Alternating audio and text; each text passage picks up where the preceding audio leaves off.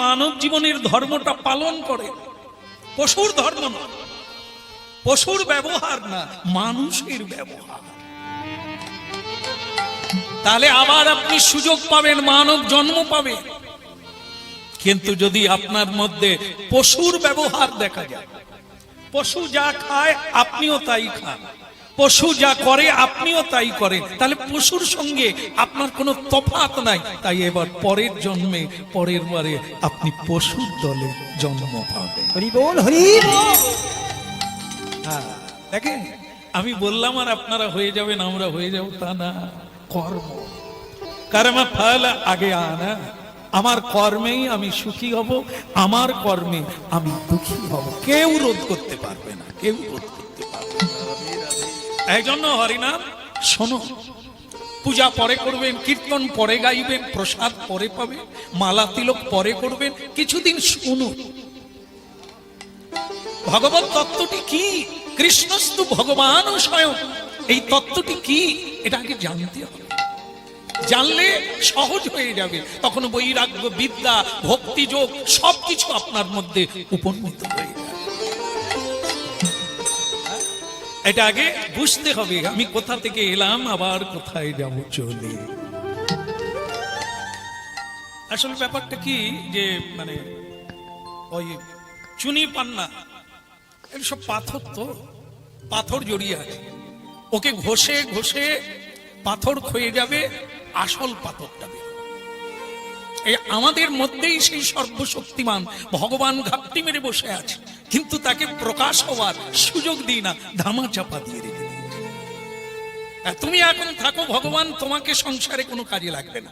এখন সংসার করতে হবে, উন্নতি করতে হবে, তাদের দোতলা হয়ে গেল, আমার একতলা হয়ে আছে, ওটা বানাতে হবে, ছেলে মেয়ের বিয়ে দিতে হবে, সব উন্নতি করতে হবে, তারপর ভগবানটা। তাহলে আমরা এখন কি করলাম, ধামা চাপা দিয়ে। এই জন্য তার প্রকাশ নাই। বিক্রম ঘটছে কার? কলির বিক্রম ঘটছে। কলির ধর্মটা কি? মানুষকে সত্য থেকে মিথ্যার পথে চালিয়ে দেওয়া। চোখ থাকবে দেখতে পাবে না, বুদ্ধি থাকবে বুঝতে পারবে না, বিবেক থাকবে বৈরাগ্য হবে না, কি করা উচিত বুঝতে পারবে না, কোথায় যাওয়া উচিত বুঝতে পারবে না, কার সঙ্গ করা উচিত বুঝতে পারবে না, কাকে মানা উচিত কাকে মানা উচিত নয় এটা বুঝতে পারে না। তার মধ্যে তার মানে কি দাঁড়ালো? তার মাথায় কোনো মেধা শক্তি নাই। ধৃতরাষ্ট্র অন্ধ ছিল, ভগবানকে চিনতে পারে না, শকুনিকে গুরু করল। সংসারে শকুনির অভাব নাই। হ্যাঁ, হরিনাম করে এত খরচা করে তুই কি করবি? এসব বাজে খরচা, তার চাইতে জমি কিনবি, কি সার্টিফিকেট কিনবি, ডবল হবে, ছেলে মেয়ের উন্নতি হবে। আর এই যে হরিনাম করে এত খরচা হবে, এতে তুই কি পাবি? এ যুক্তি দেওয়ার শকুনি ঘরে ঘরে আছে। কিন্তু কজন আছে বিদুর, কজন আছে বিভীষণ সংসারে, তাদেরকে আমরা লাথি মেরে তাড়িয়ে দিই।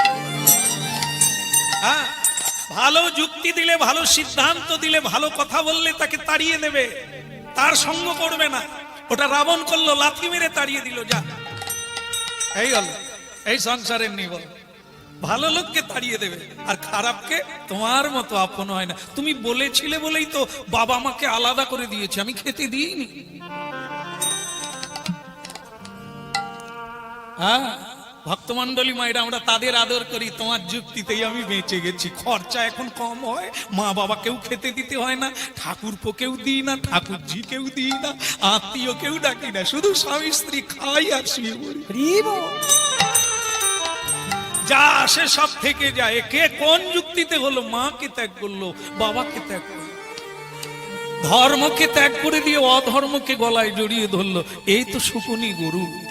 শকুনিকে গুরু করা আমাদের জীবনে একটা প্রথা হয়ে গেছে। এই জন্য শোনা হয়নি গড়ায় গলদ, তাই গাছে ফল হয়। শুরু থেকে বীজ শোধন করতে হবে, ঝাড়াই বীজ নিতে হবে, তবে গাছ ভালো হবে। মাটি ঠিক দিতে হবে, সার দিতে হবে, তদারকি করতে হবে, তবে ফলের অভাব হবে না। মানব জীবন তো একটি বৃক্ষ, এর ফল স্বরূপ আগামী দিনের সন্তান। আমি যেমন, আমার গাছে ফল হবে তেমন।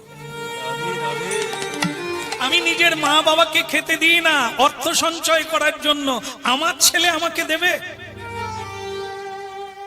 শিক্ষাটা তো আমি দিলাম, রাস্তাটা তো আমি দেখালাম। ভয়ঙ্কর কলিযুগ, হরিনাম শুনুন আর সিদ্ধান্ত চেঞ্জ করুন। এই জন্য বলল কলি ঘর তিমির গ্রাসাল জগজনে। কলি সকলকে গ্রাস করেছে, আমরা বুঝতে পারি না। কার পরিচালনায় চলছি, ইচ্ছে নাই তবু করছি কেন? এ কার পরিচালনায়? আমাকে গ্রাস করেছে কলি। কারণ কি? কলি তখনই গ্রাস করে, কখন করে? আপনারা যদি মহাভারত কেউ পড়েন তাহলে জানতে পারবেন। একজন ছিল নল নামে, এক ধার্মিক রাজা ছিল নল। কলি তার ভেতরে প্রবেশ করবে, 13 বৎসর অপেক্ষা করেছে তার বাড়িতে, ঢোকার জায়গা পায় না। কেন না? সদাচার পালন করে। কলি শুধু সঙ্গে সঙ্গে ঘুরে বেড়াচ্ছে, একটা বার মিথ্যে কথা বললেই আমি ঢুকে যাবো ভেতরে। একবার যদি এঁঠো হাতটা না ধুয়ে কোনো জিনিসে হাত দেয় তাহলে আমি ঢুকে যাবো ওর ভেতরে। প্রস্রাব করলো, বাথরুমে ঢুকলো, পা ধুইল না, তাহলে আমি ওর ভেতরে ঢুকে যাব, অপবিত্র জায়গাটা। সকালবেলা হরিভজন করে না, গুরু মন্ত্র জপ করে না, তাহলে আমি ঢুকবো। 13 বৎসর অপেক্ষা করবো, কোনো ছিদ্র পায় না, কোনো ঢোকার রাস্তা পায় না। কলি মানুষের ভেতরে ঢুকে তার ক্ষতি করবে, এর জায়গাটাই পায় না। এই যে গরাস হলো, গরাস হলো মানে গ্রাস করলো, কায়েম করলো, আমাদেরকে বেঁধে ফেললো, তার কিরণক করে নিল, আমরা তার ইচ্ছাতে চলছি। কি করে করলো? তার মানে আমার অসৎ আচরণ আছে, আমার মধ্যে মিথ্যা আছে, আমার মধ্যে ছলনা আছে, কপটতা আছে। এই জন্য কলি আমাকে গ্রাস করে নিয়েছে, আমি কলির দ্বারা চালিত হচ্ছি। আর যারা এটা করে না, যারা ভগবত আচরণ মানে, গুরু মানে, তারা গুরু নির্দেশে চলে। কলিকে বুড়ো আঙুল দেখায়, ভয় করি না। আর কলি ভয়ে দূরে থাকতে হবে, অনেক দূরে থাকতে হবে কলি, এই জন্য করি না। তাই সে ঢুকেছিল 13 বৎসর পরে। একদিন রাজা নল প্রস্রাব করে পা ধুয়ে না, হাত ধোয়ে না, পবিত্র হয় না, আচমন করে না, ঘরের মধ্যে ঢুকে গেছে। কলি তাকে ধরলো, সর্বস্ব হারা করে ছাড়লো, ল্যাংটা করে ছাড়লো, পরনের কাপড়টা পর্যন্ত পাখি হয়ে কাপড় টেনে নিয়ে উড়ে নিয়ে চলে গেল। হ্যাঁ ভক্তমন্ডলী মায়েরা, এগুলো শুনতে হবে, না শুনলে ভুল হয়ে যাবে, জীবনটা নিকৃষ্ট জন্ম পাবে।